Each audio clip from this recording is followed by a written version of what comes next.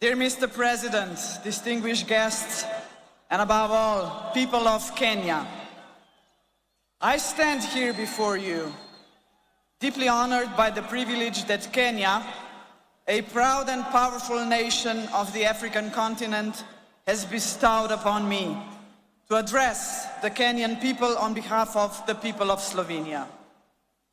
I stand before you, humbled yet proud of how warmly Slovenia has been received and of our shared desire to see the cooperation between our two countries flourish. 62 years ago, the Kenyan people wrote a pivotal chapter in history. Madaraka Day, the day Kenya gained the freedom of self-government, marked the day Kenya finally secured the right to shape its future. An arduous journey came to an end. The days when foreign settlers drove the Kenyan population from fertile land and forced them into poorly paid labor are long gone, but they will never be forgotten. For the struggle for the independence was anything but easy, and it came at a heavy cost. Of course, the Kenyan people know only too well that history is not just about facts. It is also about preserving and developing the fundamental values that ensure the survival of a nation. Values that strengthen its identity and, above all, its unity. Jomo Kenyatta, the man who led Kenya to independence, recognized this. He also knew that Kenya's unity alone would not be enough to secure a bright future of Africa. Africa must also unite. A strong Africa, ladies and gentlemen, means a strong Kenya. In this context, we must recall another milestone anniversary. The year 1945 not only marked the end of the Second World War. That year, 80 years ago, the Pan-African Federation was created. The founders of the Federation, including Jomo Kenyatta, sent a clear message to the world. 700 million people living under colonial rule and without rights had had enough. They demanded their place under the sun. One by one, the former colonies became sovereign and independent states, but the idea of African unity never faded, least of all in Kenya. What better proof of this vision than the most important project in African history to date, the creation of the African Continental Free Trade Area in 2018. Kenya was among the first countries to ratify the founding treaty. Mr. President, ladies and gentlemen, the lessons of the past shape our vision of the future.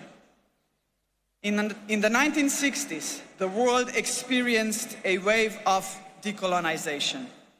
Yet in many ways, colonialism, and if I may say so, a condescending attitude towards the newly independent states did not just cease to exist, but there was a way to build self-confidence and assert oneself on the world stage.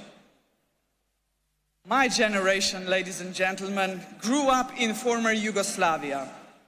We still remember the non-aligned movement of the Cold War era, a large and respected group of countries, including Kenya, that defied the interests of the superpowers and former colonial powers. That spirit of non-alignment was vital then, and it remains relevant today. We live in a world where both old and emerging powers are yet again shaping the world before our eyes. All the rest of us, the smaller countries, must not just passively observe these developments. We must ask ourselves, what about us? Are we ready to raise our voices? And Mr. President, we are ready. Both our countries are preparing for the future, and we have chosen the right path: sustainable economic growth, protection of rich biodiversity, a strong will to keep pace with rapid scientific development, a commitment to multilateralism, to international cooperation and tackling common problems. These are the values that unite us. As you know, Slovenia is currently serving as a non-permanent member of the United Nations Security Council. Our diplomats take their role seriously and responsibly. They speak out whenever injustice is done to people all over the world, whenever innocent lives are lost. Kenya, too, brings a rich, in many ways unparalleled experience in multilateralism. The international importance of the country is reflected in the fact that several United Nations agencies are based here. Both our countries believe in multilateralism because peace, justice and prosperity should not be the privilege of some at the expense of others. We are, after all, an international community, and in a community we look out for one another. And in a community, solidarity matters. In a community, cooperation must be our goal, not selfishness. In a community, peaceful settlement of disputes, not wars, must be the norm. Only such a united community will be capable of confronting the world's most urgent challenges, such as poverty and climate change, lack of access to basic needs and social exclusion. This is why we should be proud that there are several projects in which Kenya and Slovenia are working together to support each other in tackling this kind of challenges. Dear Mr. President, dear people of Kenya, the Slovenian people celebrate Madaraka Day with you. We are a young country, but we too have our own story of struggle for independence. We celebrate with you because we are both proud and confident nations, nations that revere the past yet look firmly to the future. We must not be discouraged by the troubled world in which we live. We should look for opportunities that lead to a strong economy, scientific progress, innovation and environmental protection. Unity and determination have brought us this far.